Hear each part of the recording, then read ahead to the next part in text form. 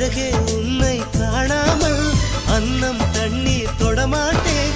ஆகாயத்தின் மறுபக்கம் சென்றால் கூட விடமாட்டேன். உன்னை காணும் முன்னே கடவுள் வந்தாலும் கடவுளை தொழ மாட்டேன்.